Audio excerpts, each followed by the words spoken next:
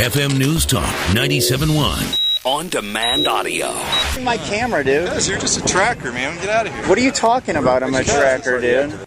I asked him for an interview, and he was giving me one, and this guy grabbed my camera and bent my camera back. Why would you do that at a Tea Party event? Why do you talk like that at a Tea Party event? And I thought Mourdock acted classy throughout the incident, but the dude who shouted douchebag at a Tea Partier, that's Indiana's Deputy Treasurer and General Counsel. I'm just saying. What's his name? Jim Holden. I reached out to him via email. Haven't heard anything back. It just seems a little bit overreactive to me. You think? Just a little bit? We're going to get your calls on this. I'm interested, especially those out there in Indiana, to hear their remarks on this. 866-455-9797. And before anyone goes, that's because you like Lugar. No. Let me tell you how much I dislike Dick Lugar. A lot. I don't like the guy's record at all. Don't even get me started on the START Treaty or the DREAM Act or anything else. Don't even, because I promise you, we'll be here for the rest of the week. You don't want that. 866-455-9797. Now, the fellow that you heard in the video who went, and to me, it seemed as though he was just getting another, it was another Tea Party or interviews candidate sort of thing for his website. Jeremy Segal is the proprietor of rebelpundit.com, and it was his video, and he was the one who was interviewing Richard Mourdock and was ultimately called a douchebag by Jim Holden. And Jeremy joins us on the phone right now. Jeremy, good afternoon. Hey, Dana, how are you? Pretty good. So did you think that you had stumbled into some sort of Democrat rally for a split second?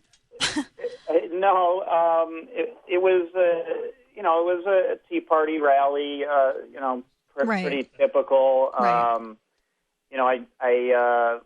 I like to cover a lot of the events around the Midwest. I've been up to Madison several times, and obviously we do a lot in Chicago. I've been down to Missouri and St. Louis, and right. I cover a lot of left-wing protests and rallies typically, but also one of my concerns lately is I notice a lot of people jumping in to races now looking for Tea Party support and help. And I think a real important thing that we need to focus on is the media is not going to vet these people for us, and we need to know who they are before all of our friends are out working for the next 18 months. Right. So I just wanted to see what was going on and learn a little bit about who Dick Mourdock was. And the reason you can see in the video why I asked that question I did, because he made a comment that sort of alerted me a little bit to something that I wanted clarified personally. Right.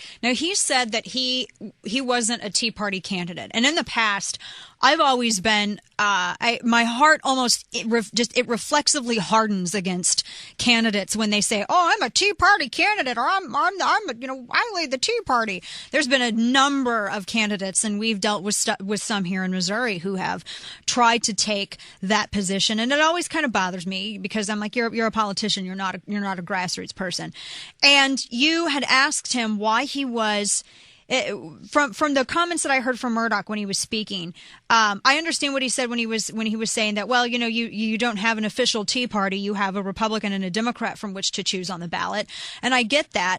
I just wish he would have went a little further and said, I love the ideology and the platform of the Tea Party, because when he spoke about the grassroots movement, I think he understands it, but I also think that he should realize that it's most of the grassroots organization, the movement, they don't ever want it to become an official party. And it seems that that's something upon which you picked up when you asked him why there seemed to be kind of a little divide there. And he seemed nice and calm in his interview with you, but then all of a sudden, Jim Holden appeared out of nowhere. Tell me a little bit. Did you was he giving you shady eyes at all? Did you notice? Was he throwing you any shade? It seems like there's some. I didn't get. He came up out of nowhere. I mean, he wasn't even there watching the interview. So it was just kind of all of a sudden he came over to take Dick Mourdock away from me, which I found a little bit odd. Their entire group of supporters. They were all wearing their campaign Mourdock shirts. Right. And they all seemed a little bit on edge. Somebody, consequently, who wasn't wearing a campaign shirt had come up to me prior to any of this happening and asking me questions, who I was, if I worked for the Lugar campaign, if I was a tracker. I said, no, I'm with Rebel Pundit. And a lot of people around the Midwest know my blog. And he did, in fact, know my blog as well. I went up a little while later when, a lot of the constituents were kind of away to, have a chance to talk to Mourdock and introduced myself, asked him if I could ask some questions. He agreed. He was being very pleasant. He was answering the questions that I was asking. I thought he was answering them directly. I personally like to see somebody not defining themselves separate from the Tea Party anyway, regardless of whether it's ever becoming a party or not a party. Right. I just, it was just something there to me that seemed like a little bit of a defining point that maybe I'm a little bit nitpicky on, but it's something that I heard in the speech right. that I and wanted you just to wanted, ask yeah, him you about. just wanted to ask him, and you just wanted to get video. To be honest, the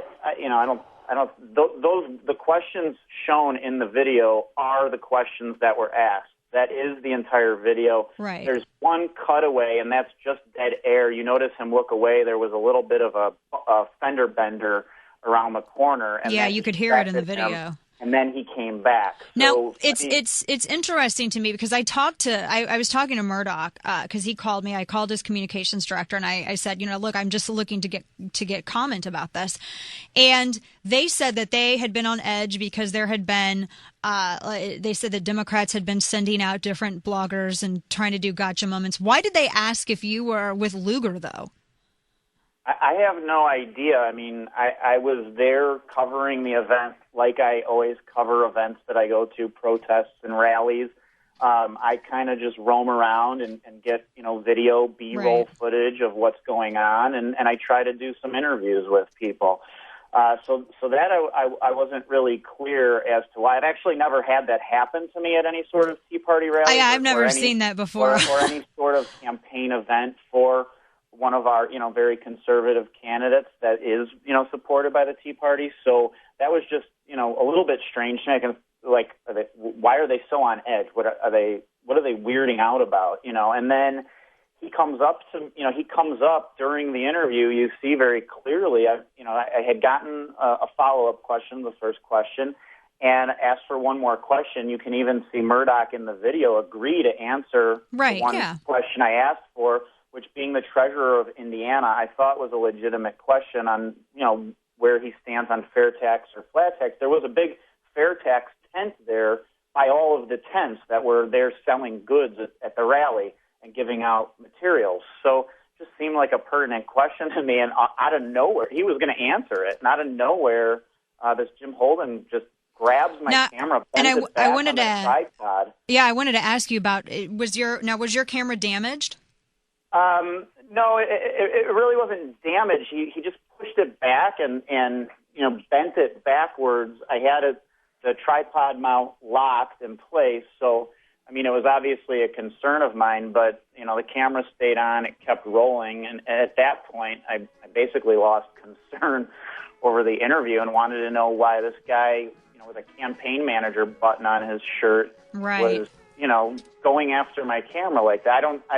I've never had. That's something I expect, when I go to a left-wing protest or interview a Democrat or liberal candidate. That's something I expect out of a Republican, and especially not the kind of behavior I'm used to seeing at a Tea Party rally. I really truly believe if we're gonna, exactly. I got to get going, Jeremy. I'm up against a hard break. RebelPundit.com. Jeremy, thanks so much.